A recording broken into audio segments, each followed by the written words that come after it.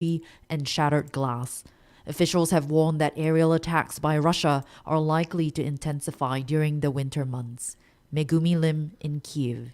The U.S. House of Representatives has voted to formally open an impeachment inquiry into President Joe Biden. Republicans have accused Biden of corruption, but have yet to produce much evidence. Ira Spitzer has more. On this vote, the yeas are 221 and the nays are 212. The resolution is adopted. All 221 House Republicans voted to move forward with the impeachment inquiry, while all 212 Democrats were in opposition.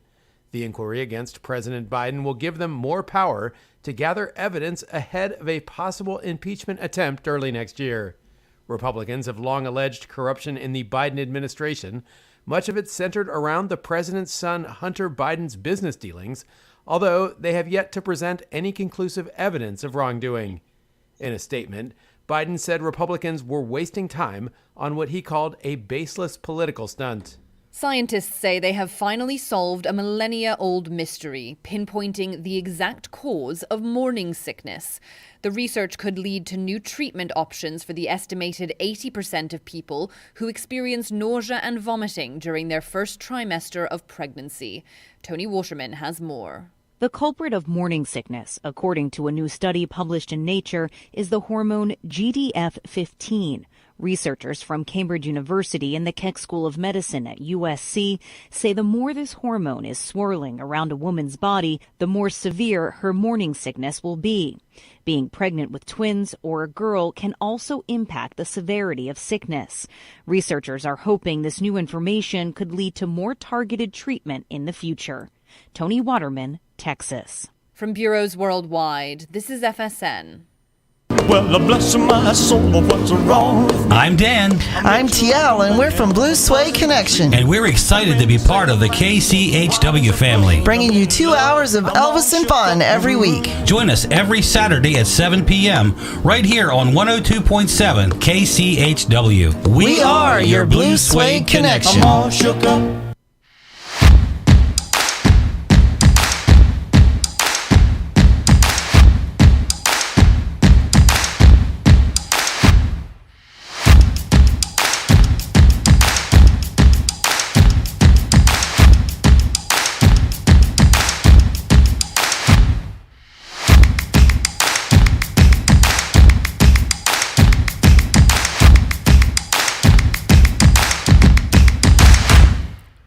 Tell us we will die like dogs.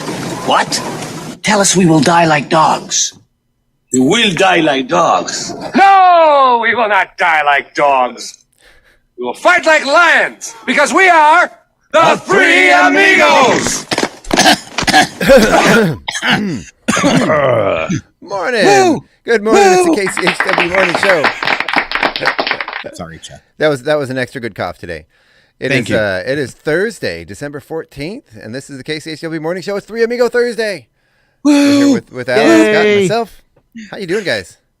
Good. Outstanding. Happy to be here. Happy you guys are both here. It's been a while, hasn't it? It is. All right. So we fire off this morning with a look at the weather forecast. Yeah, right. Go for it. Any highway reports from Alan? No. No. It seemed pretty good. It seems pretty nice out there this morning. I didn't even have to scrape Looking kind of dry. Yeah. Okay. Yeah. Excellent. All right, weather forecast. Chihuahua today, 37 for a high. Cloudy skies early, partial clearing. You might even see the sun. Some clouds tonight down to 27 degrees. Just a 10% chance of precip. Partly cloudy for Friday, 39, 27. 10% chance of precip again. Saturday, 37 and 26, mostly cloudy. Sunday, 37 and 27, partly cloudy skies.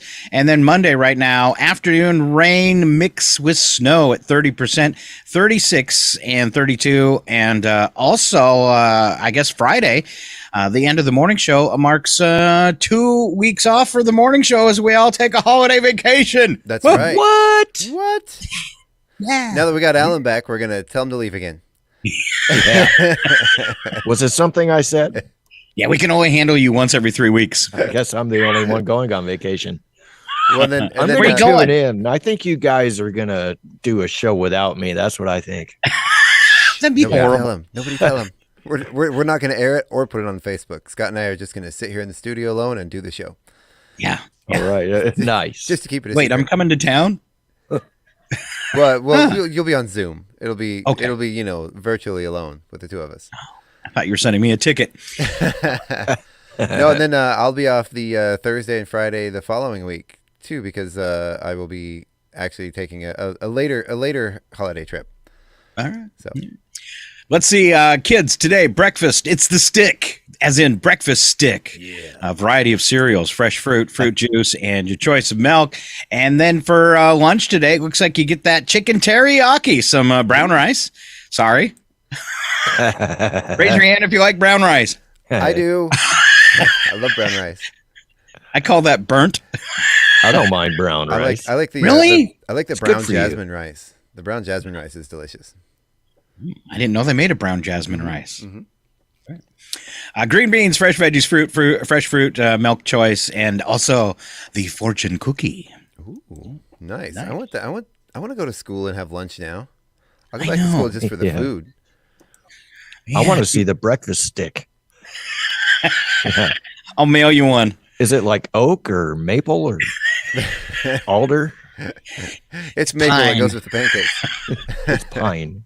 It's jack pine. It's not very good. It tastes minty fresh. There's a couple of brands that make those like frozen breakfast sticks. They have like sausage and eggs and whatever, and they're pretty darn good. They're not good for you. No.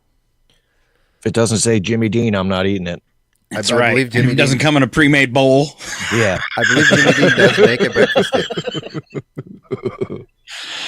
Yep. Back to cooking for yourself. Yeah. What is that? Bits and breaks today. I got a bunch of holiday jokes, but to get us ready, guys, and let's do, I think we got Chuck on the right and me and Alan on the left, so let's go clockwise. Okay. But first, I want to play this to get us in the mood for Christmas jokes. You know, I don't believe in all this Christmas fuss. It's crass commercial nonsense. It's try humbug. Feliz Navidad. That means Merry Christmas in Spanish. Say it. Feliz Navidad. Feliz Navidad. Feliz Navidad. Feliz Navidad. Feliz Navidad. Feliz Navidad. I could feel the Christmas noose beginning to tighten. But these letters, if Santa doesn't get these letters by tonight, I might not get all those free presents I asked for. Who ever heard of a Christmas without free stuff?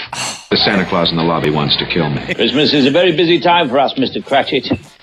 People preparing feasts, giving parties, spending the mortgage money on frivolities.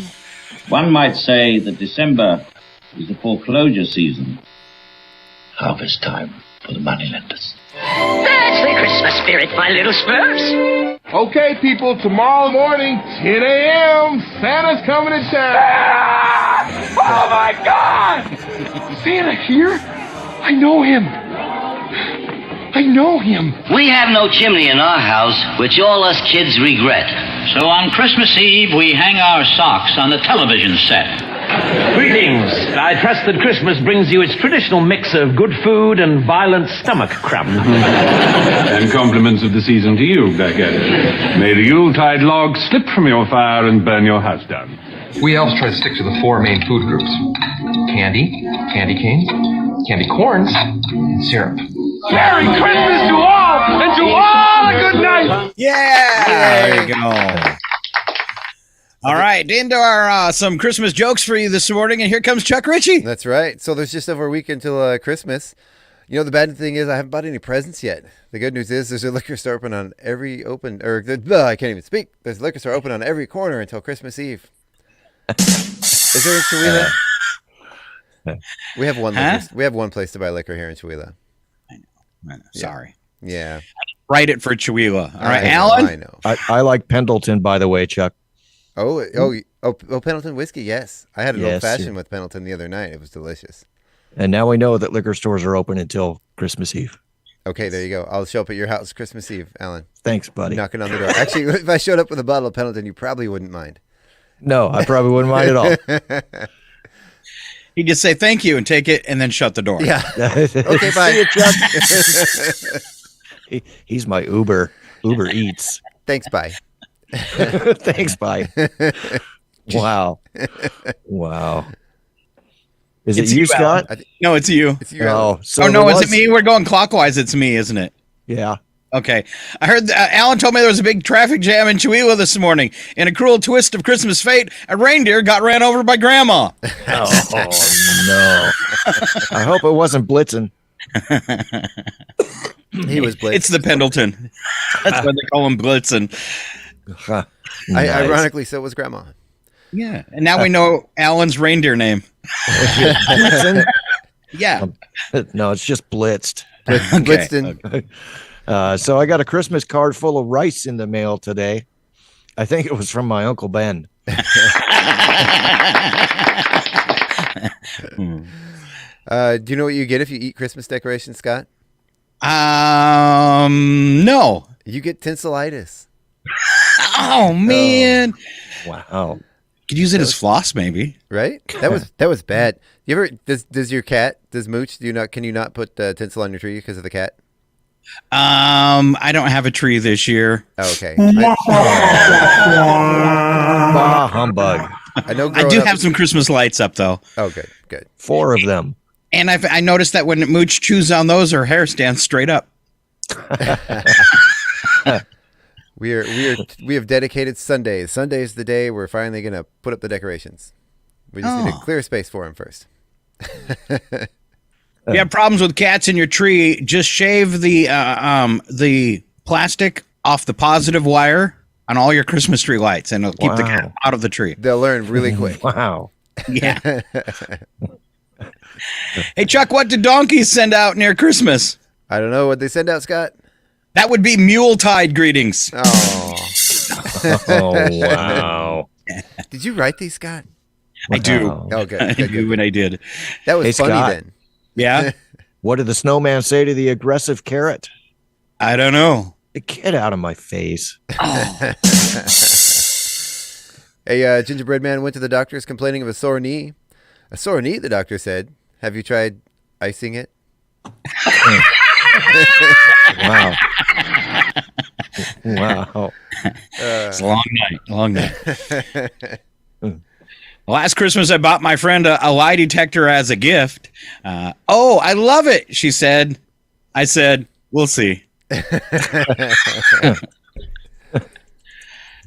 What do you call an old snowman? I don't know. Water. That's horrible. That is horrible. You're making kids weep. Poor Frosty. That's Poor horrible. Frosty. That's horrible. All right, back to Chuck for the most popular gifts from 100 years ago. Let's see, 1923, 100 years ago today. Yeah, and it's kind of cool because a lot of these are still as valid today as they would have been 100 years ago. Chemistry set is number 1. What kind of chemistry set would they have had in 1923? Did they even know what chemistry was in 1923? It's the same set they used in Breaking Bad. I was just going to say the Breaking Bad branded chemistry set for kids. Gotta get one of those. Make yourself some blue candy, just like the TV show, kids. Raggedy Ann dolls, teddy bears, still as popular as ever today. Crayola crayons, of course. Toy planes, trucks, tractors, buses, and trains. No spaceships, though. No spaceships, No not spaceships. yet. But no, still valid again. But I think we have a little more technology put into those nowadays. Circus toys, pedal cars, circus toys. That's an interesting one. Like elephants. Yeah, that's kind of a vague category. Pedal cars. Pedal cars are cool, but not very popular anymore. Lincoln logs, Tinker toys, yo-yos, and dollhouses. Tinker toys. What was that? Tinker toys? Yeah. Yeah. Are you kidding? I can't remember what they look like. They have like the little like round pieces that you stick the things in, and you can build stuff with them, right? Yeah. Yeah. Okay. Yeah, there's like sticks and round things and square things and somebody sticks. figured out a way to market sticks. Yeah. Which was also Lincoln logs. Yeah. Yes. Lincoln logs are great. A couple years ago, Those I were got branches. A couple years ago, I got this great little micro set of Lincoln Logs. It's a little cabin, and you have to use tweezers. The little pieces are so small. It even came with tweezers to put the cabin together. It's pretty great. Sounds like a choking hazard. Well, yeah, but the perfect gift for children. I only choked on one, Alan. Oh, I got it out. It's fine. It's fine. All right. I've got some superstitious holiday gifts, but I want to try this first. I found this on YouTube this morning. Let's see if I can get my screen to bring it up so everybody watching on YouTube can enjoy it this morning too. So this is a guy in his shop. In fact, it kind of looks, if you look at the floor, it looks just like Alan's shop. Mm-hmm. My shop at home. Yes. He has, let's see, 1, 2, 3, 4, 5, 6, 7, 8 different sizes of wrenches, and he is going to play a Christmas tune. Ooh.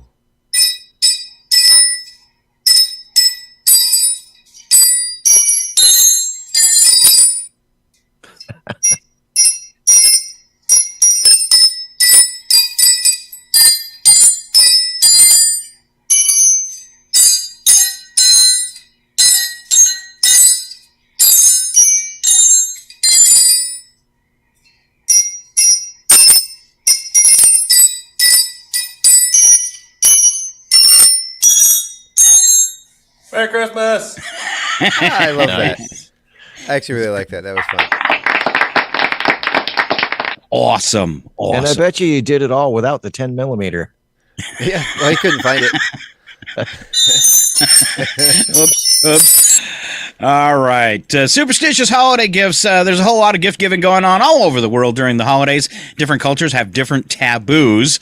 And here are some. First up, sharp objects like knives, scissors, letter openers. It sends a harsh energy to the receiver and is said to sever the relationship. Sever. Have you ever gotten a nice knife as a gift, though? I mean, that's a great gift. Oh, man. Stocking stuffers all the time. Right?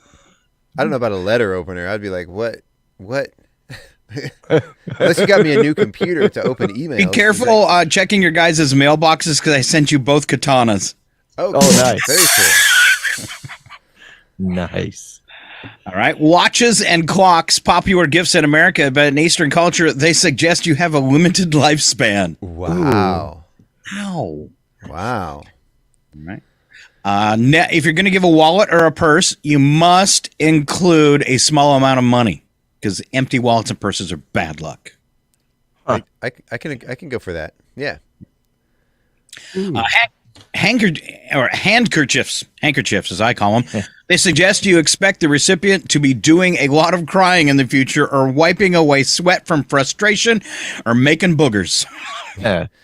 Here you go. You're going to be sick soon. You're going to need this. You're going to need this. All right. Long-stemmed red roses with thorns are a no-no because they're said to cause a relationship to suffer. Yellow, cream, or pink roses with no thorns would be a better choice. Huh. Don't tell Poison. I've never seen anybody get roses at Christmas. Yeah. Yeah, I don't think that's too popular. All right. Sweets are a great gift. They represent that you wish the person to have a sweet life, so they symbolize good fortune. And thank goodness there's a variety of low-carb sweets these days, so dieters don't have to feel left out. Aww. What? I like ice cream, but don't put it under the tree. And don't get the low-cal stuff. Oh. Yeah. I like there's a new oat milk ice cream out that's delicious. Oat milk? Oat milk. I can't have dairy, so there's good stuff out there. Oh, Chuck is lactose intolerant. And they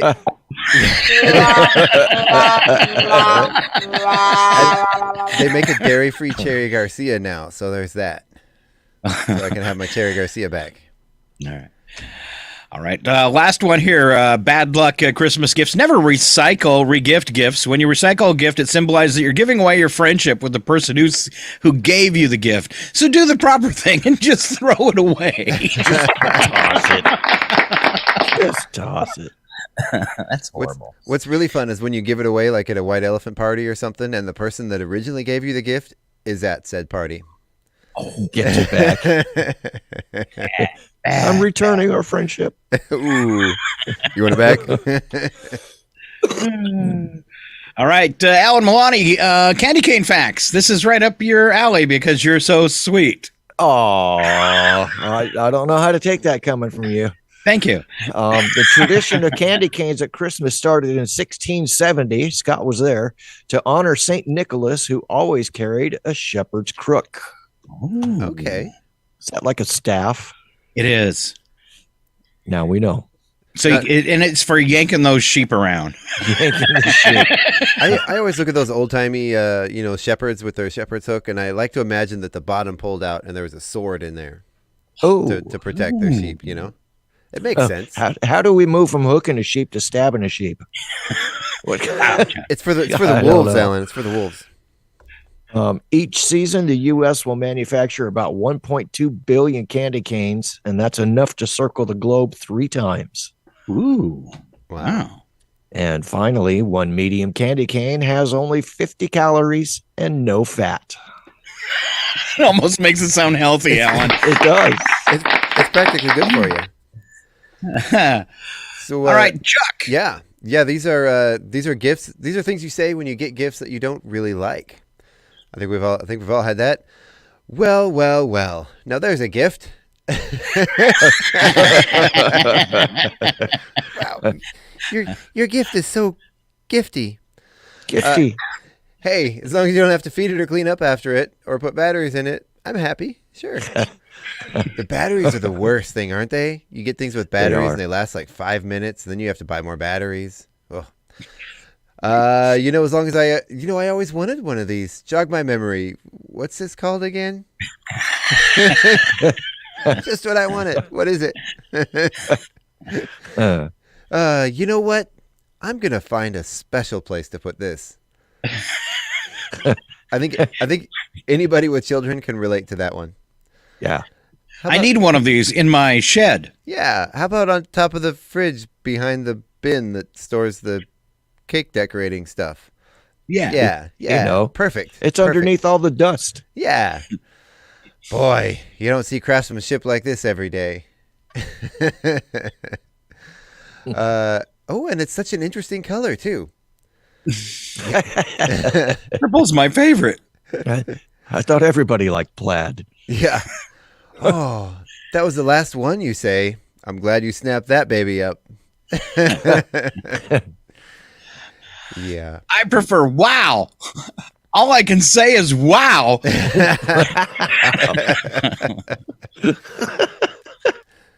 I didn't. Alan. All I can say is wow. I can't believe you gave me that. Yeah. Oh, wow. I didn't even know this was a thing. Well, in all fairness, Scott, you gave it to me last year. Yeah, right? I told you to get the shot.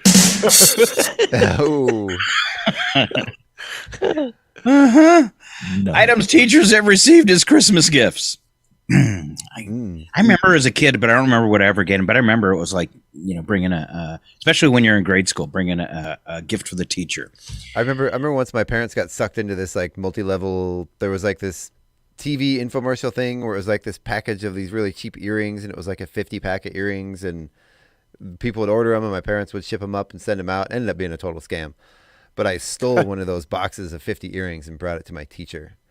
Ooh. And they were the most god-awful, horrible, cheap, big, gaudy, dangly earrings. It was the 80s.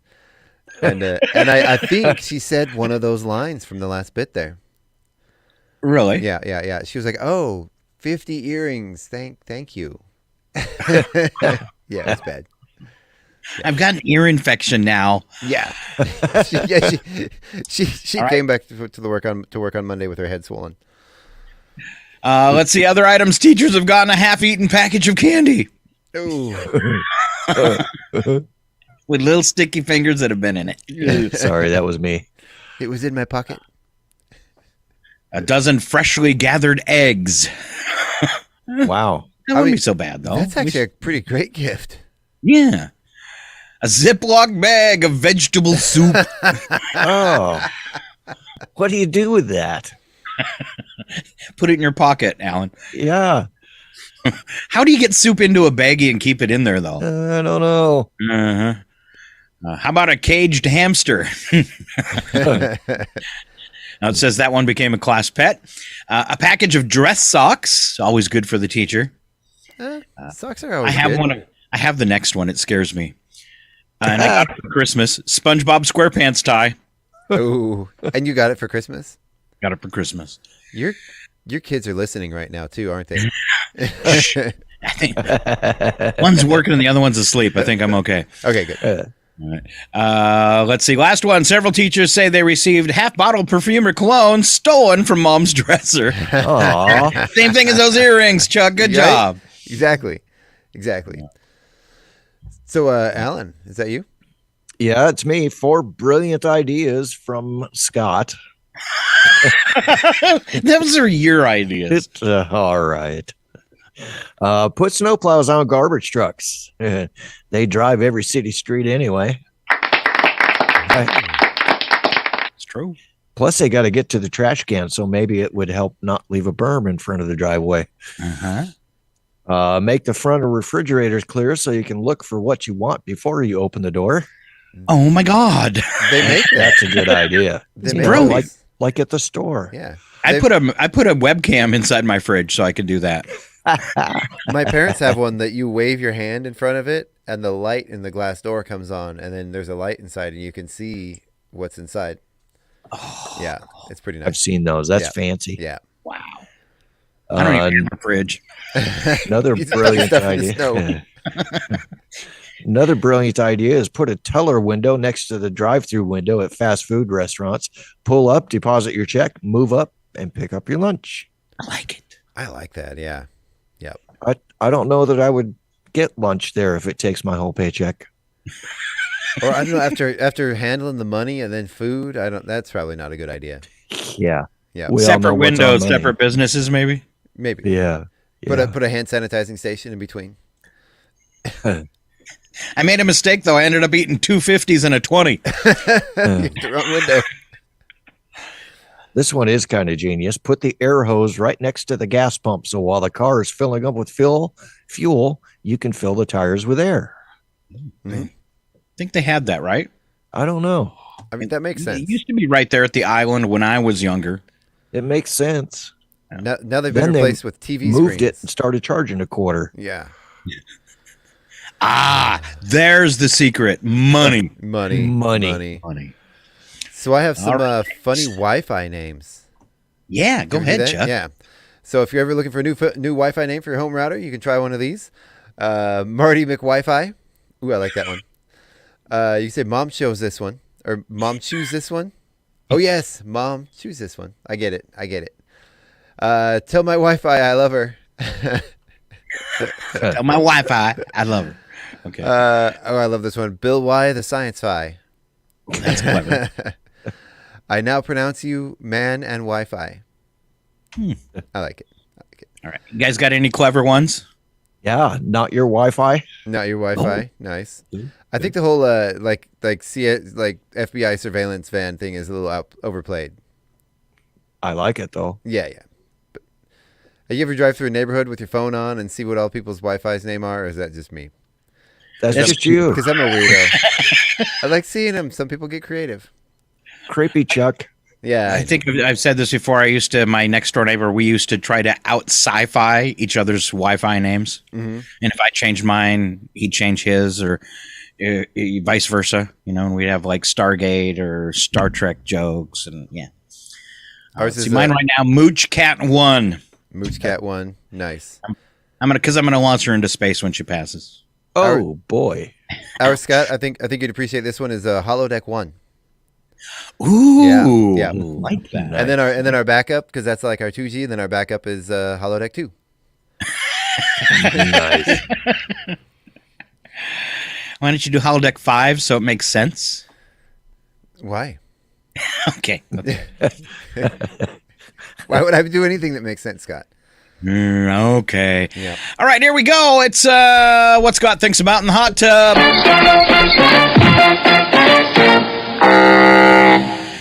All right, first thing in the hot tub this morning. Grapefruit is a fruit named after a fruit.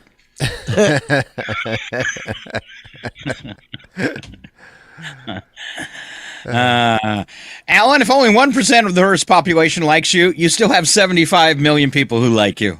Yay! That's acceptable. Skincare brands always talk about the revolutionary technology, yet for some reason, none of their scientists have ever won a Nobel Prize. Wow. Revolutionary. Revolutionary technology. No adults own hamsters as pets. They're like an animal with a built-in age limit. Mm-hmm. Well, and I think maybe your nose becomes more sensitive to the smells when you're an adult. Mm-hmm. Stinky animals. All right. If you have a dead body in your living room, it's technically not a living room. Oh. Oh, wow. Oh. Wow. Bah humbug. But if you do, go ahead and put a Santa Claus outfit on it. Oh. Yeah, liven things up a little bit. 85 miles per hour in the driver's seat and 85 miles per hour in the passenger seat are very different. True story. Especially when traveling through downtown Chihuahua. Yeah. Yeah. All right. Watching your phone 30 years ago was probably a sign you were mentally unstable. And it's still very much the same sign today. Uh-huh. And my very last one, the only way to get really good at something is by neglecting something else.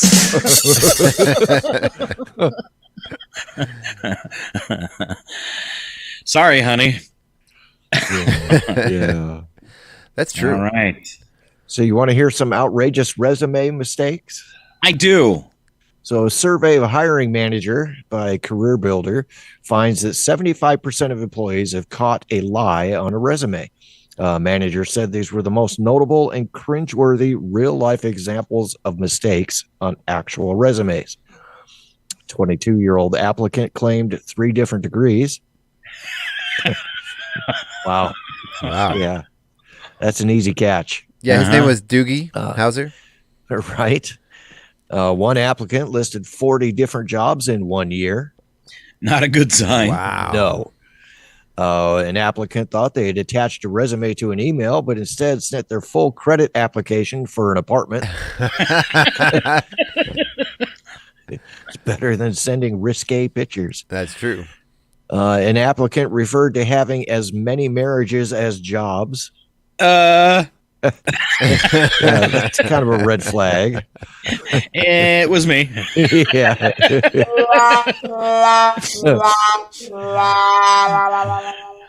Another applicant listed out their extensive arrest history.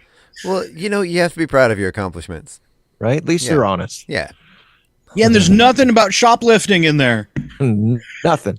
Nothing. One applicant's resume had a different font type for every sentence. Wow. Oh, Maybe they thought it was an essay. That would be like daggers to the eyes, wouldn't it? Right. Oh. One applicant stated at the bottom of their resume that they do not like babies or puppies. Ooh. Another applicant's resume was only one sentence. Wow. Short and to the point. Are there donuts in the break room? And finally, an applicant had the same employment dates for every job listed. Oh, that could just be a typo. Could be. Maybe. Could be. Maybe they were just really busy during that period of time. True story. Yep. All right, and here comes Chuck Ritchie with like a supplement to this called "You're Hired." That's right, Scott. You are hired. Yay! So what's that saying about how long it takes to make a good first impression? These are some actual quotes from job interviews after those applications were reviewed and set up for an interview. Do you know of any companies where I could get a job that I would like better than this one? Wow. So what is it that you people do at this company anyway? Wow. Well, you should look that up. Google it before you go. My resume might make it look like I'm a job hopper, but I want you to know that I never left any of those jobs voluntarily. Oh. Oh, no. Wow. Will a company move my rock collection from California to Maryland? It's very important to me. Would it be a problem if I'm angry most of the time? I guess it depends on the job. If you work at like the DMV, like that's like a requirement, right? Right. Yeah. Prerequisite. Yeah. I always loved that my daughter worked at a tow company, and and people are mad when they come into the tow company, right, and get your car towed out of a parking lot. And if they were rude to them at the window, they could just walk away. Wow. Nice. So like my daughter would tell me, like, you tell them, you know what, I don't like your attitude, and they just walk away from the bulletproof glass. Perfect. and then come back in about 5 minutes to see if their attitude had changed. And she said they usually had. Wouldn't that be awesome? Wouldn't that be awesome though if you had a job where you could go, you're being rude. I'm gonna come back in like 5 minutes, see if your attitude's changed. That'd be cool. Imagine like at McDonald's, ordering at the window. I'm just gonna come back. Drive around again. Try again. Yeah. Sometimes I feel like smashing things. Yep. Don't we all though? I think that goes without being said. Will my office be near an ice machine? That's a weird, random. Huh. I guess if you work in a hotel, the answer would be yes. I'm fascinated by fire. Yeah, that's a red flag. That is a red flag. Next question. What job am I applying for? Next one here. Would anyone notice if I came in late and left early? Just the time clock. Well, I guess not if you get one of those work from home jobs, Right.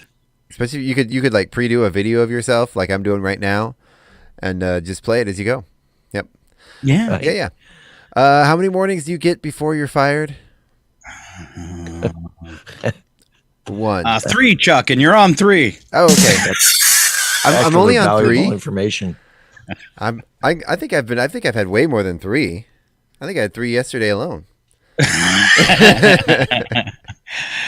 All right. Dan, have you made a notification across town that you have found your keys? Because I think you had the whole city looking for them, didn't you? I've contacted as many people as I can to let them, the people that were helping me look for them. But yes, I did lose my keys. I had them in my hand. I remembered, and then I was busy, and then I was out for a week with COVID, and then came back with an emergency on Sunday, and couldn't find my keys anywhere. And they could have been anywhere in that week span of time that I wasn't here.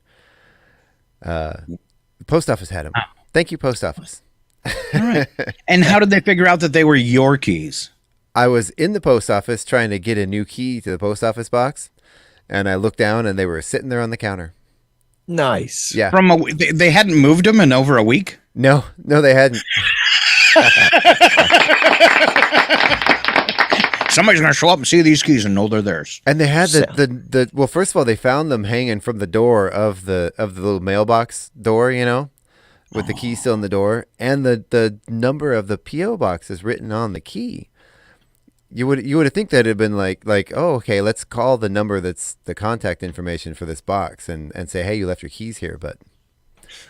And then they would have called me and said, hey, Scott, you left your keys here. And I said, yeah, I'm like 3,000 miles away. You don't got my keys. Or I would have been frantically looking for my keys for a week, not telling you, and you would have been sitting there waiting for me to say something about not having my keys. Right. Just go ahead and mail them to me. Wow. All right. So let's move along this morning. We got trivia just a couple minutes away, but let's cover a couple other things first.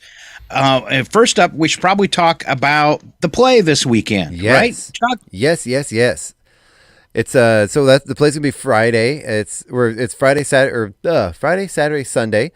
Friday it's gonna be right here in the KCHW Theater. Those tickets are on sale at Valley Drug, Acres Drug, and online at the Chewelah Center for the Arts website. The show is amazing. I mean, I can't even tell you. We've had some issues with some of the cast being sick. Everybody's healthy now. Everybody's back on board. We're having our last rehearsal here tonight. The show is Chuck, one tomorrow. question. What's that? You were talking about the cast being sick. Were you the first one to come down with COVID? I was not. Just checking. He's checking if you're patient 0. I want to know. I am not patient 0. But yeah, so it's going to be so good. I'm so excited. It's going to be live on the air, 7 p.m. tomorrow night, and right here in the KCHW Theater. Tickets are still for sale. We still have lots of tickets left. Dave Tupek, who's playing Scrooge, is amazing. Seriously, I don't know if you've ever heard the promos that have been running on the air for the show. Those are some samples that I pulled from rehearsals. Made a little promo out of it. It's so our Yeah, then Saturday and Sunday it's going to be at the Center for the Arts. Saturday is 7 p.m. and then Sunday is a 2 p.m. matinee. Those tickets also available at all the same locations: Acres United, Valley Drug, and online at the Center for the Arts website. And I'd like to thank our sponsors for this show. We got a lot of great sponsors for this show. We have Donovia LLC. We have Andy Sandwich and Sports. We have the Independent, Valley Drug, and the Chihuahua Motel and RV Park have been sponsoring the show, and we've gotten a lot of excitement about it. It's going to be awesome. Yeah, and I've said it before, Scott. What was when you offered me this job? What was one of the very first things I said? I want to do a radio play. Yes, you did talk about that. Yep. So. And when we did our soft opening on the theater right before COVID started, we did a play during City Sidewalks. And it was a short comedy play from the 40s that we kind of redid a little bit. And people wandered in and out as they were doing their Christmas shopping. And what was really cool is after it was over with, I had a ton of people come up and go, "Can I be in the next one? Yeah. Can I be in the next one?" And if you go to our Facebook page, if you're not on there watching this morning, there is a picture up there of about 20 of our volunteers all in front of microphones in a half shell. And that was us getting ready for the play from one of our practices. And I just thought it was so cool to have so many people from the community and our volunteers all being involved in that. And you can see like the whole cast from that one with their scripts. So fun stuff. And that was, glad people are into it. And that was the night that Paul Odie and I were here until 2 or 3, 4 o'clock in the morning, putting these seats together and getting them in. Yes. Yeah. It was we were right down to the wire getting the new chairs in. Yeah, very cool. Speaking of people wanting to be involved in this, we have now actually a KCHW acting troupe.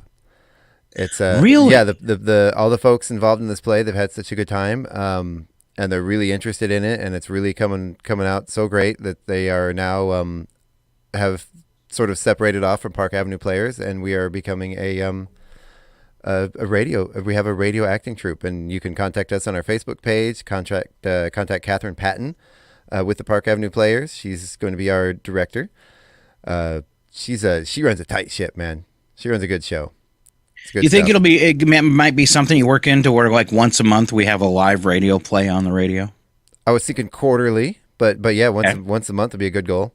I'd like to get at least one show of some kind going on a month here. The nice thing about that is you could do some plagiarism and not get in trouble, because most of those old-time radio shows are all in the public domain.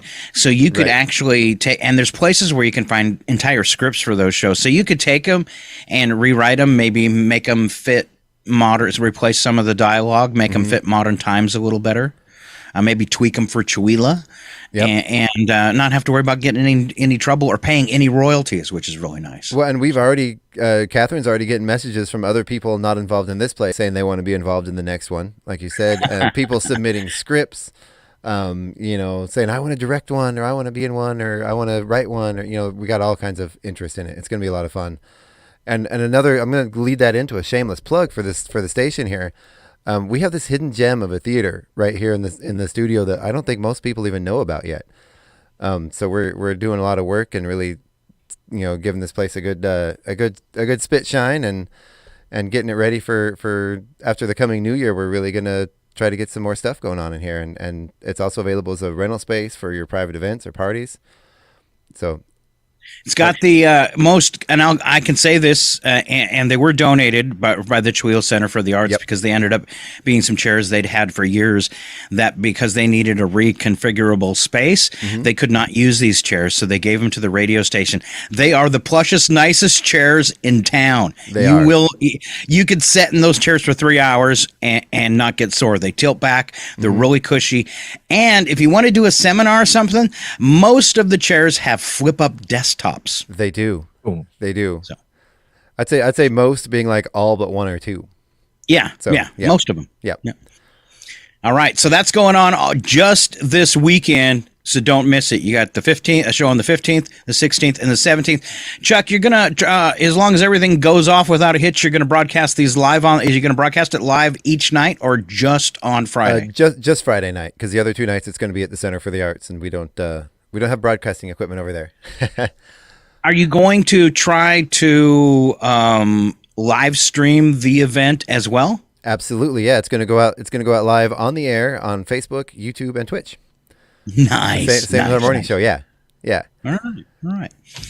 All right. Looking at a couple other things. Looks like we have, if I can get it to open up here in time, a Christmas craft fair coming up this weekend. But it looks like, do you know anything about that? It looks like my browser has frozen up. None of that stuff from the calendar is loading for me. Yeah, I know. So that is going to be at the, I believe is that Sunday? Which day was that? Yeah, that's Sunday. That's Sunday. Yeah, it's Sunday. It's going to be at the Rusty Putter. All right, that's right. From 10 to 2 at the Rusty Putter on Sunday. Christmas Craft Fair. They've got over 10 vendors. So. Yep, and there's going to be all the vendors. It's a good place to get some last minute Christmas gifts from local businesses. Excellent. And then I couldn't get this one to open. I'm wondering if it's a typo. It says Walking Christmas Carlos. Walking Christmas Carlos. What? Feliz Navidad.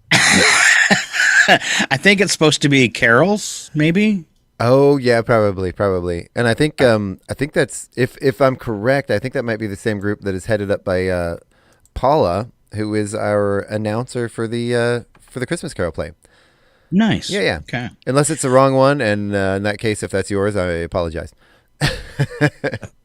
Yeah, for some reason I'm having problems with the Chambers site. I can't get to any of the things I'm clicking on to open up. So we'll just go through that one. Did you have any other events? It looks like we kind of wrap up as we head into the couple weeks before the holidays, right? Mine's not loading. Mine's not loading here either. At the library tomorrow from 3:30 to 5 p.m., they're doing a season screening, which is they're going to be playing a festive holiday film with hot chocolate and popcorn. Okay. Yeah. And then obviously there's the Christmas Carol play tomorrow night. Then Saturday is karaoke at Fired Up Pizza from 7 to 9. And then the Christmas play again at the Center for the Arts. And then Sunday, that Christmas fair, the Christmas play again at 2 p.m. And then the Blues and Brews Jam at Fired Up Pizza. All right. And then Walking Christmas Carlos on Monday. Carlos. 3 to 5. It says practice, so they're getting ready to go out caroling. Walking Christmas Carlos planning in practice. Who's Christmas Carlos? All right. He's I think we should go to break, boys. And then when we come back, I do have some holiday trivia, so we'll catch up and we'll roll out trivia. Start off with local birthdays, maybe a little bit of history and today's goofy holidays, and then we're going to roll into odd news. We hope you'll stay here or at least come back after the break. It's Northern Lights Public Radio. We are KCHW 102.7, 3 Amigos Thursday.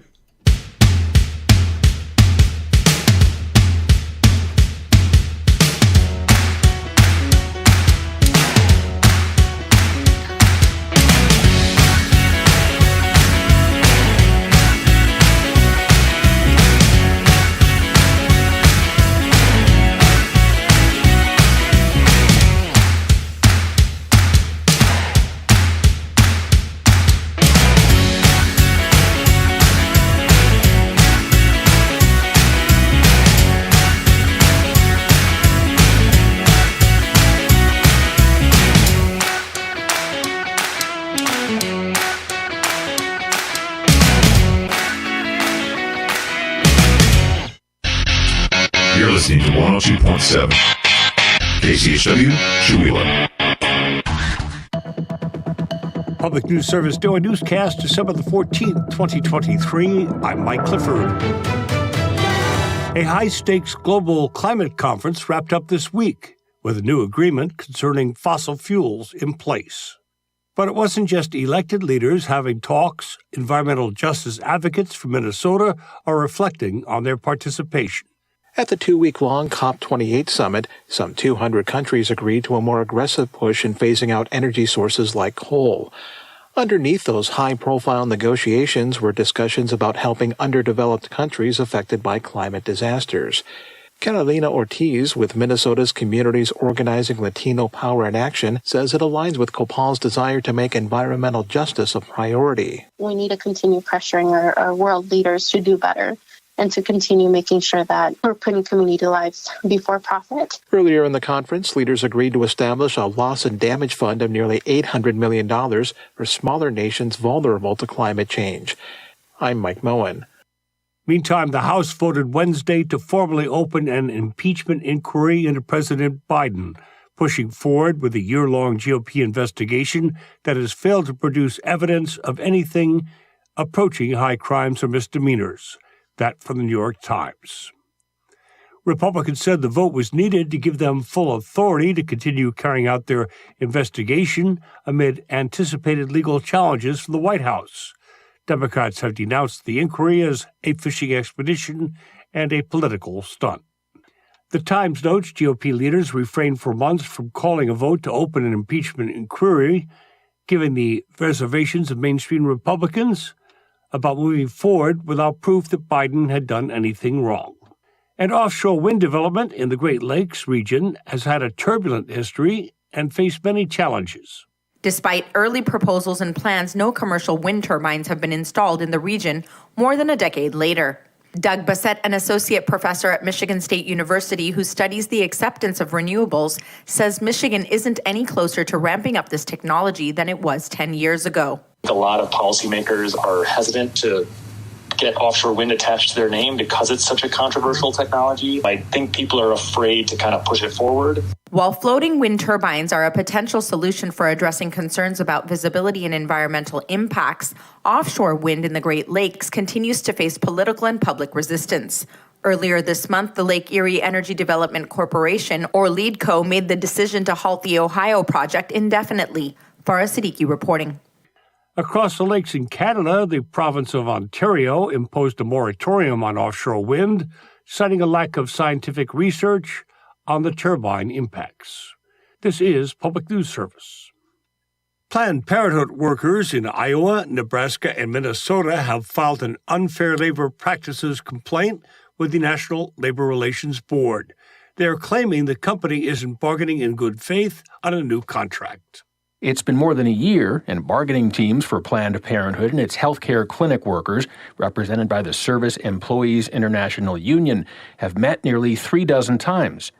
Ashley Schmidt, a Planned Parenthood training specialist in western Iowa, says she's one of the few remaining members of the original bargaining team. She says the two sides are still far apart on some basic issues. We are really trying to get better wages and better health care. Those are our two really big asks.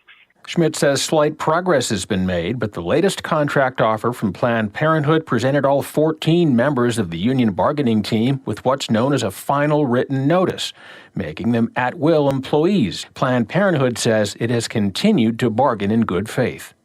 I'm Mark Moran. And in today's politically polarized world, holiday office parties and family gatherings can lead to increasing tensions, arguments, and even long-term damage to important relationships.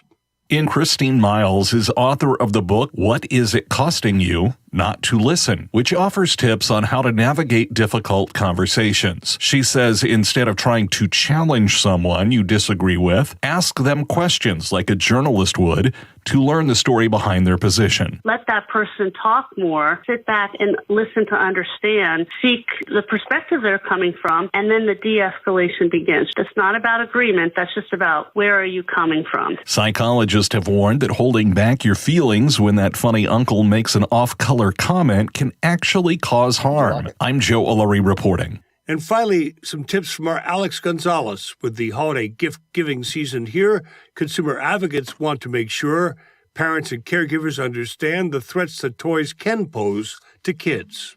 Teresa Murray with the U.S. PIRG Education Fund says it's crucial for parents to do their homework and know what they're buying. The group's most recent toy safety report highlights the growing popularity of smart toys. Murray adds toy manufacturers are making everything from stuffed animals and dolls to race car tracks and even board games more tech-friendly.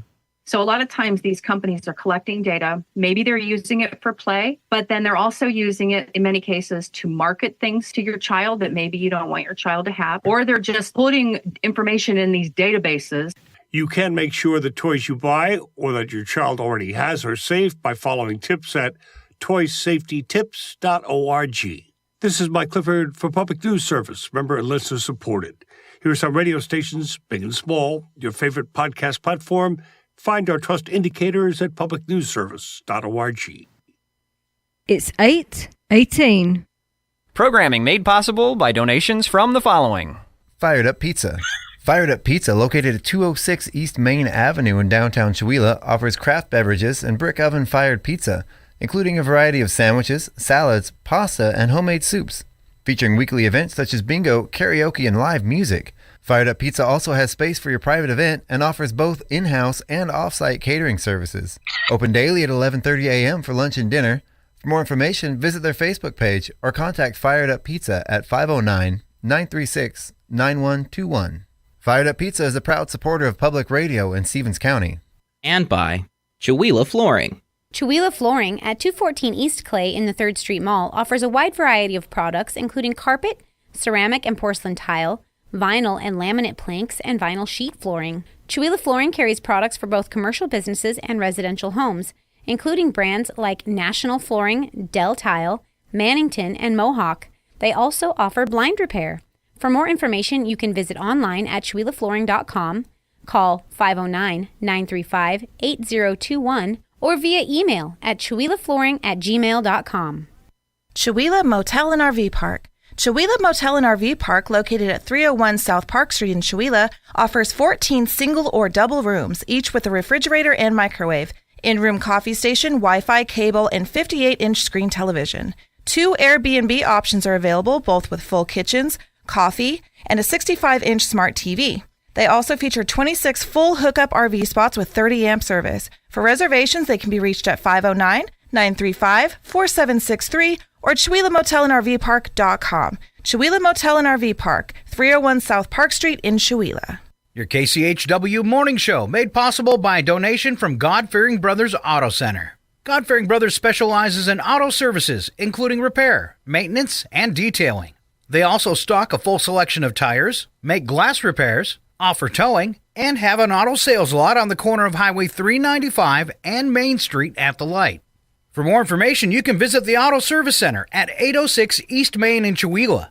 Find them online at godfearingbrothers.com or by phone at 509-935-6414. KCHW-FM thanks God-Fearing Brothers for supporting public radio in Stevens County. This is KCHW, Chewelah, 102.7 FM.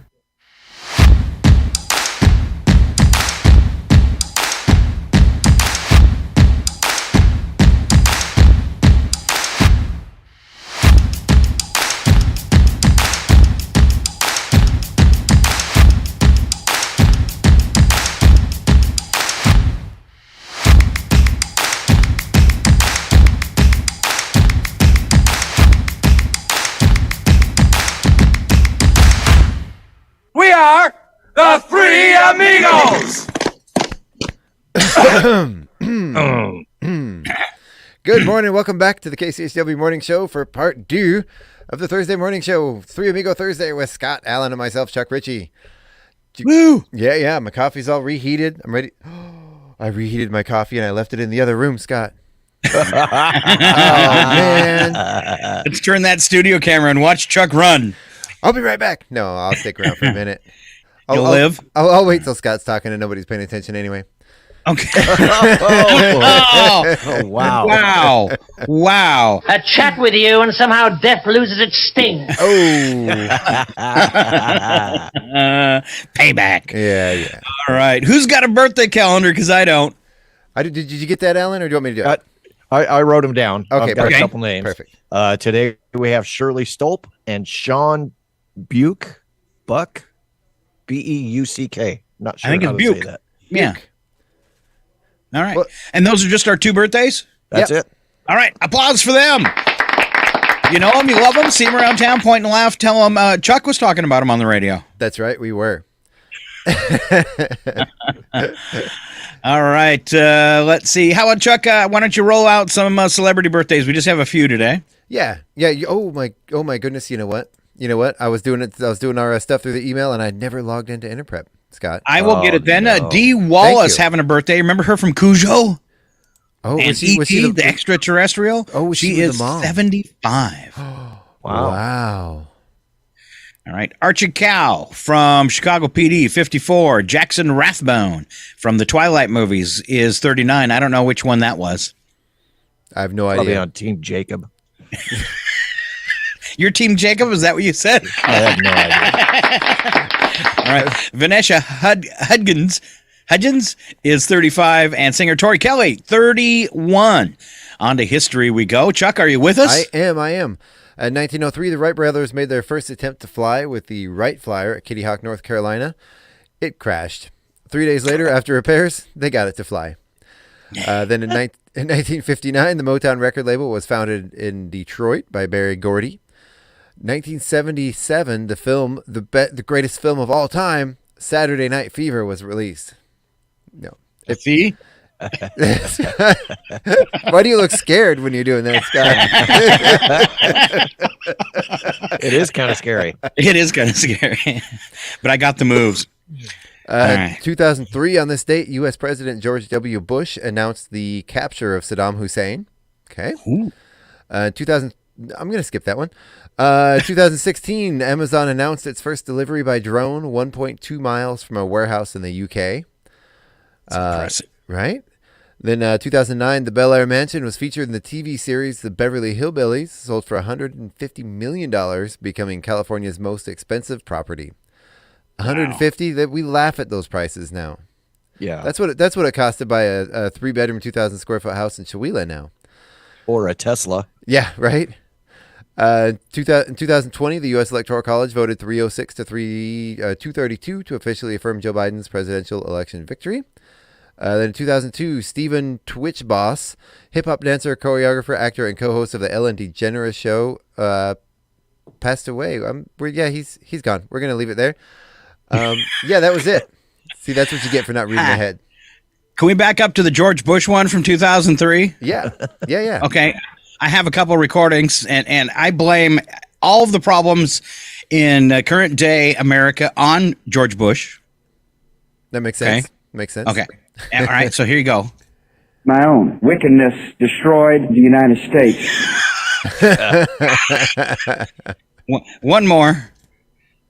Maybe. Nope.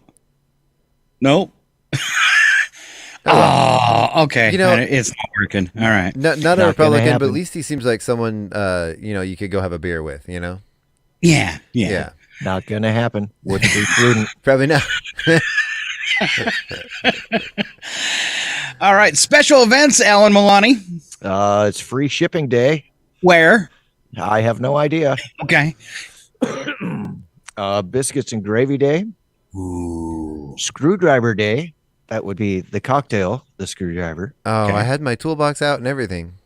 Right. It's monkey day. Okay. And roast chestnuts day. Excellent. Outstanding. Number for the day, Chuck Ritchie. Oh, the number for the day is 1992.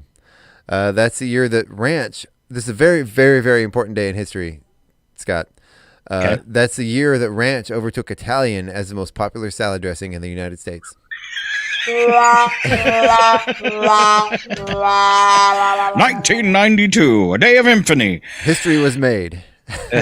I just can't see dipping my chicken wings in Italian. No. It's true. No. It's true. I was thinking of a carrot, but yeah. I'm hoping honey mustard takes over next year. Oh, yeah. Honey mustard is the superior condiment. All right. It's time to pit Milani against Richie. That's right. Yeah. Italians.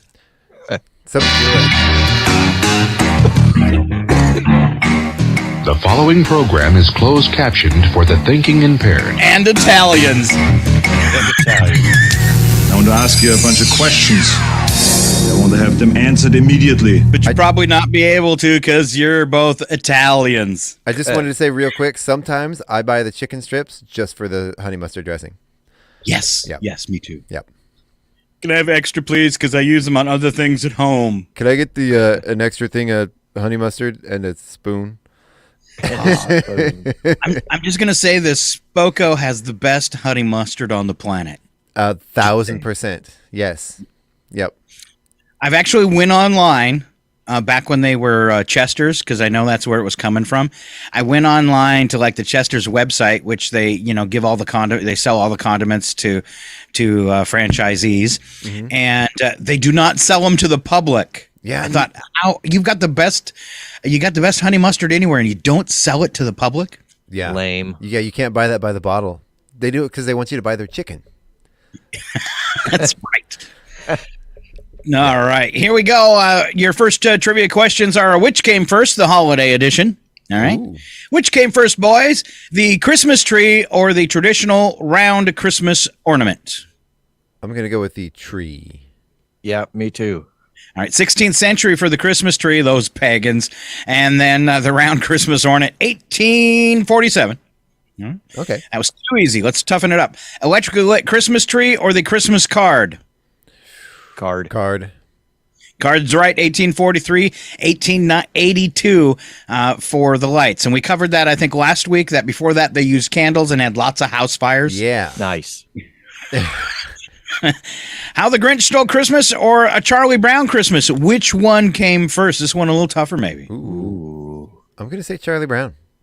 That depends. I gotta say Charlie Brown. Are we talking also about the book or the first animated movie? It does not specify. I'm going to say the book. Oh, okay. Well, I might be wrong then if it's the book. All right, you both said Charlie Brown. Oh! Grinch Stole Christmas, 1957. Charlie Brown, 1965. Wow, the Grinch is... That makes sense because, like, I know the cartoon at least was in color. Yeah, so. yeah. All right, eggnog or fruitcake? Fruitcake. Unfortunately, I'm going to go with fruitcake.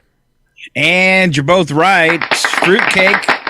They don't have a date on it. It just says ancient Rome. And those are still the fruitcakes we're giving out today. Right. True story. Eggnog was the 17th century, so quite old itself and probably spoiled. Yeah, you go to Safeway and get the fruitcakes they have on display and look at the born on date, and it literally says ancient Rome as the date. They can't pinpoint it. So does the eggnog, by the way. Right. All right. A Hallmark movie or a Hall Miss movie? Or like it doesn't exist, okay? What? I'm going to give you a movie name. You tell me whether it's a real Hallmark or a fake one. First one, Sense, Sensibility, and Snowmen. I'm going to say that's a Hallmark movie. Chuck? I think that is a Hallmark movie. It is a Hallmark movie. Chuck takes that one. Good job, Chuck. Wow. Silent Night, Deadly Night. That's a Hallmark movie. That is a real movie, but I don't think it's a Hallmark movie. Chuck again. Oh, see, you got tricked, Alan. You got tricked. Ruining it. I believe that's the one with what's his name that was Hopper from Stranger Things, right? Playing Santa Claus. Yeah, I think maybe so. Yeah, maybe. All right, Santa Claus versus Cupid. Hall Miss. I'm gonna say that's a Hallmark movie. It is not. There you go. Alan sneaks in, takes one. Ooh, okay. Time for you to come home for Christmas. That's just the plot line for everyone. Could be a Hallmark movie, but I'm going to say it's a miss. Yeah, I'm going to go with Alan on this one because that one, even for Hallmark, is too obvious. It is a Hallmark movie. Oh, no.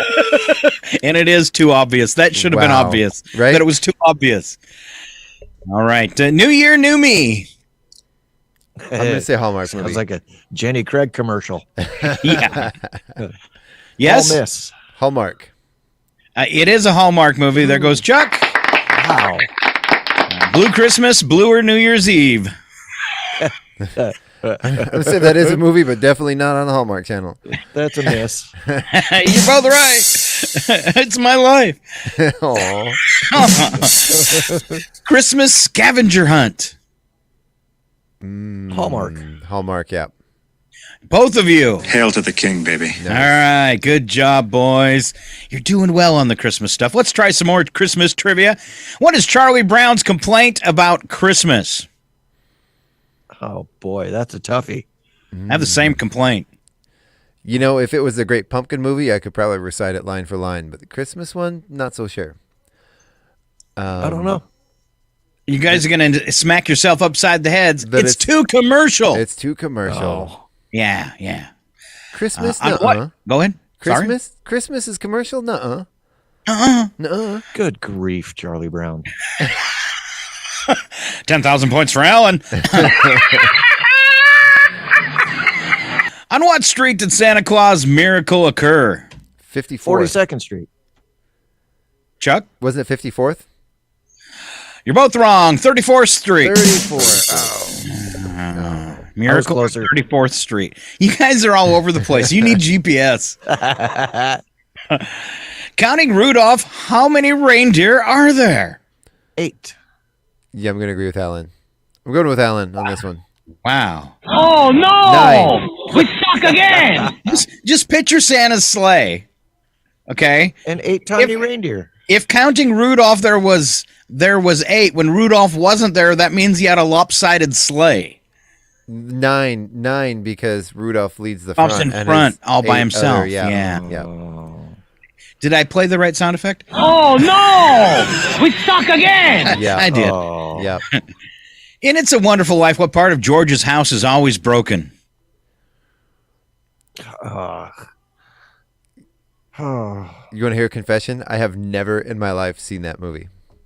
You slide down it. The banister. The banister! There you go. Okay. All right. Whose eyes were made of coal? Frosty the Snowman. Yay.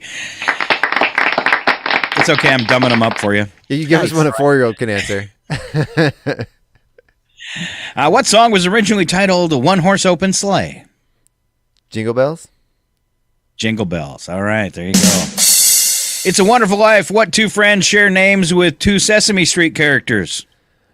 Bert and Ernie? Yeah! Oh. And we got this wrong last week. We'll try again. What is Frosty's nose made of? A carrot? A button. A button, Alan Maloney. Button nose, that's right. And Alan knows that one because let me check the camera. Yep, he's got a cute button nose. With a corncob pipe and a button nose. That's right. A butt for a nose. A butt for a nose. Butt nose. No. Thanks, man. All right, keep them going in the holiday theme. In a survey, 6% of employees say they felt obligated to do this. Steal office supplies. Do a gift exchange at the office. Close, but no. A Christmas Go card. to a company party. No. Christmas cards. No. Nope. Survey, 6% of employees say they felt obligated to do this. Drink too much eggnog at the Christmas party. No. Maybe you want to raise. You're brown noser. Give your boss a gift. Give your boss a gift. Sounds like Chuck's done that one before. And just saying, Chuck, I haven't got anything in the mail so far. Yeah, you have a set of 50 earrings coming to you, Scott. They won't be able to see them because the hair. I stole them from my parents. Heels. They're a little old. Just scrape the oxidation off. Alan, have you been breaking into my minicam? Sorry. All right. Yeah, well. What was Rudolph's punishment for his red nose? He had to sit out all the reindeer games. That's right. From now on, gang, we won't let Rudolph join in any reindeer games. In A Charlie Brown Christmas, who plays the dusty innkeeper in the Christmas play? That would be Dusty Rhodes from ZZ Top. Good guess, but no. No. He looks about the same, though. Or Dusty Rhodes from the WWE. Looks about the same, though. Looks about the same. Is it what is his name? Burl Milton Ives? Berle. Oh, Milton Berle, that's the name I was thinking of. No, it's one of the characters in Charlie Brown. In the Charlie Brown Christmas, who plays the dusty innkeeper? Linus. He's usually already dirty. God. Pigpen. Pigpen. Thank you. Pigpen, the original lead singer for the Grateful Dead? Yeah, that makes sense. That makes sense. All right, some encouragement. You can do it! What holiday drink contains milk, sugar, and eggs? Eggnog. Chuck would have got it too if he wouldn't have been inhaling. Right. Okay. What popular bite-sized chocolate candy comes wrapped in red and green foil at Christmas? Hershey's Kisses. Hershey's Kisses. Name 2 reindeer whose names begin with C. Comet and Cupid. All right, I'll call that a tie. In It's a Wonderful Life, what did Clarence receive for accomplishing his mission? Wings or a halo? His wings. Wings. His wings, definitely right. And what did the Grinch use as a substitute for his reindeer? His dog, Max. Beagle. And what 1990 movie told of a boy's experience when 2 men broke into the house? Home Alone. There you go. Yeah. Too easy? Too easy. That was a good one. All right. So let's see if I can come up with a couple regular ones to get us to the odd news today. Kind of bear with me for a second. I'd like to see the grown-up version of Home Alone where Kevin McAllister is accosted by the future crime organization started by the Wet Bandits and has to go on a killing rampage to stop this crime organization from taking out his family, or something like that. You're making that movie? No, someone should. Okay. Starring Macaulay Culkin. All right, couple regular trivia questions. Average resume contains 2.5 of these. Mistakes. Typos, yeah. Yes. A National Weather Service study indicated that more than 8 out of every 10 people injured or killed by lightning have this in common. Steel plate in their head. No. They were outside? I'm going to say they're men. Yeah, they are. That's it, Chuck. They're dudes. Most women have the sense to go inside during a thunderstorm. True. Hail to the king, baby. Takes executives an average of 16 minutes to do this. Decide that they're not going to give you a raise? You're really, really close. It goes on with a lot of the other stuff we covered about resumes and things. Make a hiring decision. Yeah, only 16 minutes. Yeah, wow. So if it's been 15 minutes and you're in a job interview and it's going longer, and he looks bored, you're not getting the job. You're not getting the job. Right. She looks. I think your first one about not getting a raise is 15 seconds, Alan. 15 seconds. Is it? Yes. Yeah. It's not a hard decision. Sir, can I have a raise? That word. No. Yeah. Who's getting a raise? No one. Okay. What is the slowest weekend for weddings? The weekend after Christmas. No. A lot of people get married around the holidays. That'd be New Year's, right? No. Weekend after Christmas. A lot of people get hitched up around New Year's Eve. Yeah, I was just saying that the weekend after Christmas is New Year's. Yeah, true. Yeah. Yay, Alan. Welcome to the show. Yeah. We can read a calendar. I do know that most babies are born in August and September, so do the math on that one. Mm-hmm. Yep. What is the slowest weekend for weddings? It's a big event. Most people think it should be a holiday, but it's not. Halloween. No, there's a lot of people get married on Super Bowl Halloween. weekend. Super Bowl weekend. That's right. Slowest weekend for weddings. Who's going to give up the Super Bowl to get married? Right? Go figure. Seems like a bad idea. Let's see. How about a spy the lie as we wrap this up? Leaders of Massachusetts Bay Colony so disdained Christmas that in 1659 they passed a law prohibiting the public from celebrating the holiday. Right? Next one. Santa Claus is loosely based on a 5th century bishop from Ireland who would leave walnuts on the doorsteps of the poor. And Sweden celebrates Christmas with a giant straw Yule goat. A Yule goat? Which one's a lie? I'm going to go with the first one about banning Christmas. Yeah, me too, because I didn't hear the whole thing. Alan was watching the leaders of the Massachusetts Bay Colony so disdained Christmas that in 1659 they passed a law prohibiting the public celebration of the holiday. And you both chose that one, and you are both wrong. Oh. Yeah, that is true. So is Sweden and a giant straw Yule goat. I knew that one was true. Santa Claus is not loosely based on a 5th century bishop from Ireland. Oh, okay. I thought that one was going to be easy. But yeah, that's right. Because he was, what was he, Swedish or like Finnish or Swedish? The actual Saint Nick? I don't know. Don't ask me. I have no idea. I don't know. I just asked the questions. Don't know the answers. All right. So I think we are set to get Alan Milani off to work after these important stories. Slap some bacon on a biscuit and let's go. We're burning daylight. It's the world of strange. A world gone wacky. Out here, due process is a bullet. And some of the scariest people on the planet. I think you're bluffing. Be afraid. You know, you look mighty pretty when you get mad. It's your odd news on KCHW. Just sit back and enjoy the show.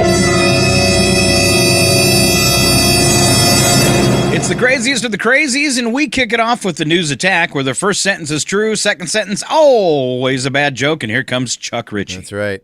So this is crazy. Tesla's recalling nearly all the vehicles sold in the U.S., more than 2 million. You know, if those cars are supposed to be self-driving, why don't they just self-drive themselves to the dealership for repairs? No kidding. Hit the recall button and it goes back to the shop. That's right. That's right. If you haven't heard, Tesla recalling nearly all vehicles sold in the U.S., more than 2 million. It has to do with the autopilot feature, which will be renamed Return to Sender. Nice. Wow. So scientists have warned that the universe will collapse.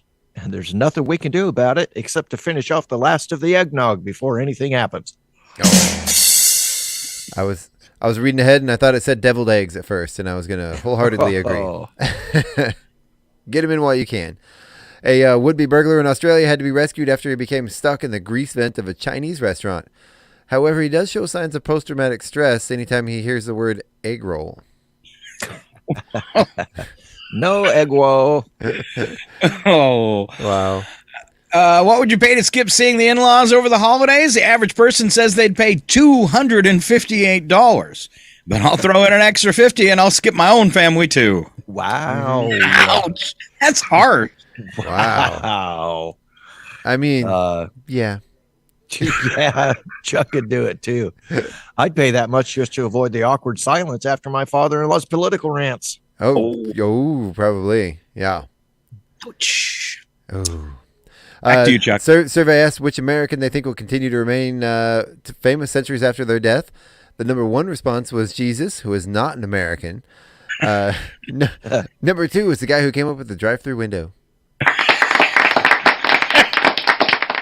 Which American will continue to remain famous? That's so sad. I know. Drunk woman in Ireland taken into custody after she followed the neighborhood postal worker on his route, then attacked him. When asked why, she says because she couldn't afford a dog. Wow. Wow. On to wacky but true, and here comes Alan Milani. Carnival, one of the largest cruise ship companies, has permanently banned 2 passengers after footage emerged of them fishing from the balcony of their room. The practice of fishing from a ship's balconies is explicitly prohibited by most cruise lines. The incident was first brought to light when a TikTok user posted a video capturing the couple's fishing behavior. Video shows a passenger catching a greenish yellow fish, which is approximately a foot long. Carnival has identified the guest involved and confirmed that they will never be cruising with the company again. I'm putting a worm on the hook. A worm? Of course. Disgusting. You don't expect me to eat fish that's been eating worms, do you? It seems illegal for a husband to catch a fish unless accompanied by his wife. On a balcony. What if he'd have caught like a big sailfish or a marlin or something that was a couple 100 pounds? How are they going to get that up the balcony? Yeah, no kidding. Yeah. Probably why it's illegal. Probably.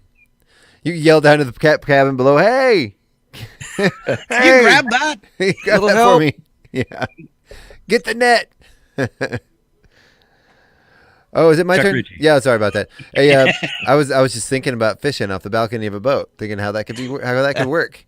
A British fire department said it was a mucky afternoon for its large animal rescue team when they were called to free a cow trapped in a cesspit full of waste.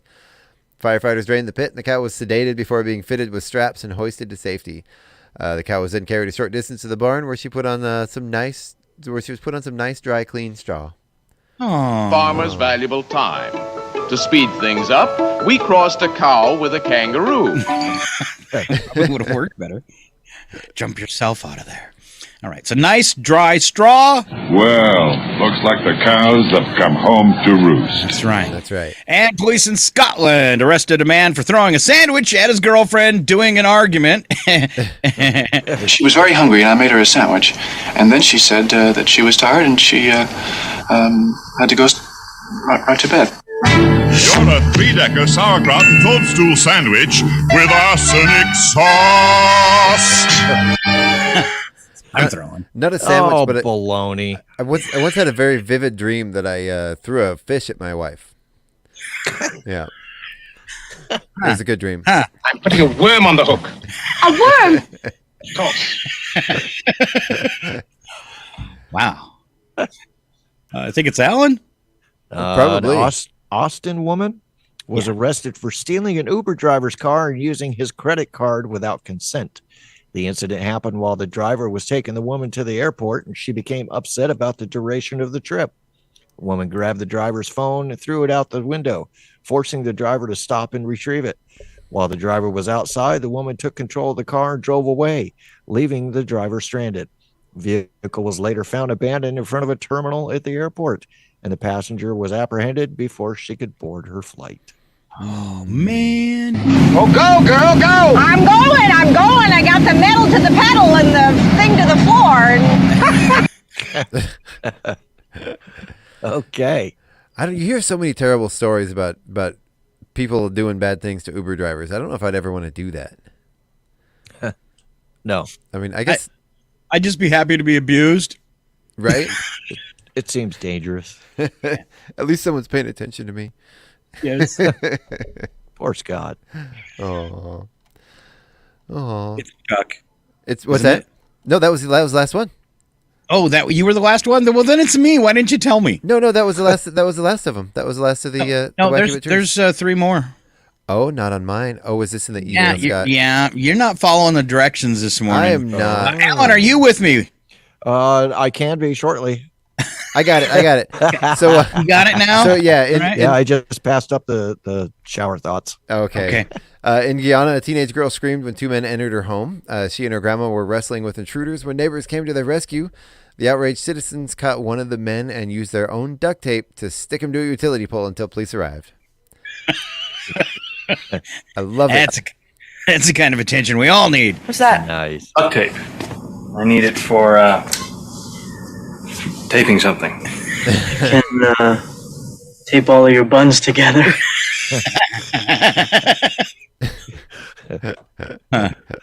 That's kind of a good lead into the next story. Yeah, it is. Naked cyclist stopped and charged by police in New Zealand. Officers said they weren't concerned that the man wasn't wearing any clothes or that he appeared to have been drinking. The problem was he was ticketed for not wearing a helmet. This is awesome. Start. I can't use my stethoscope. I'm wearing my helmet. Well, then cut 2 holes in your helmet so that you can. Makes sense. Excuse me, sir. Do you know why I pulled you over today? I'm not wearing socks, officer? No.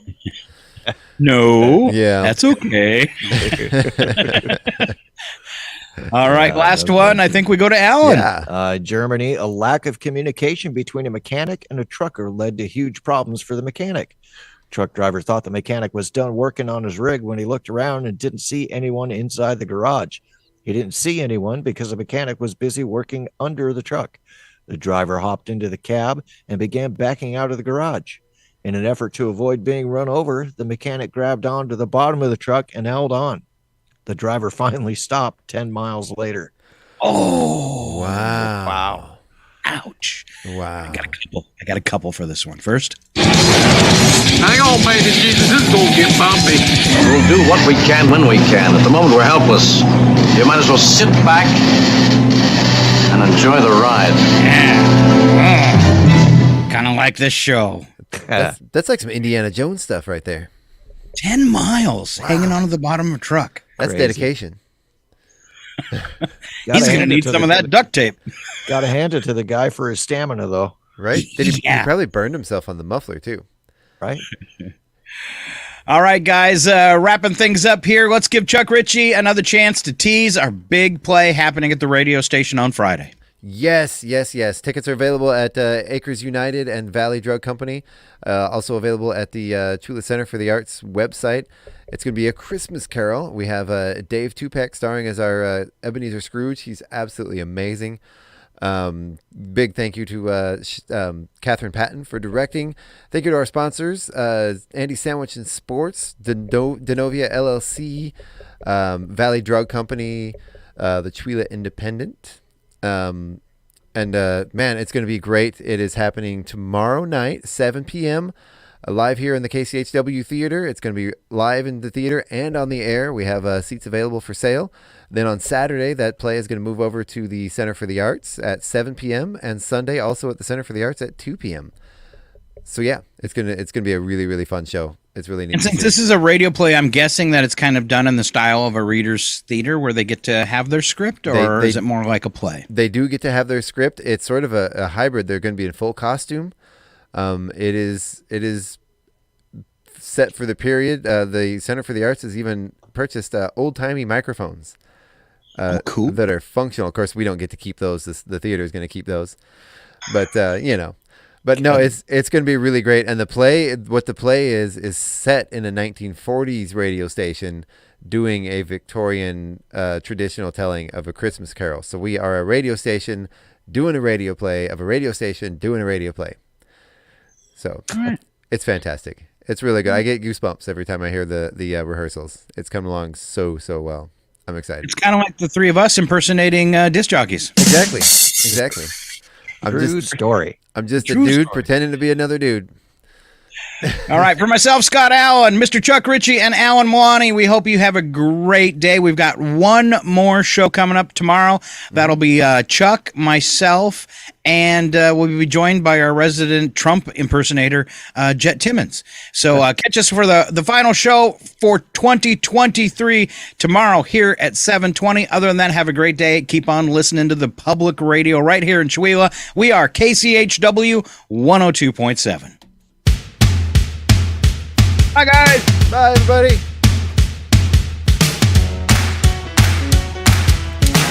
Thanks for being here, Alan. Yes, sir.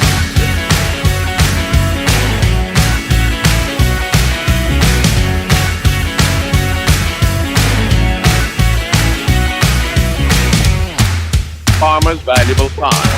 To speed things up, we cross the cow with a kangaroo.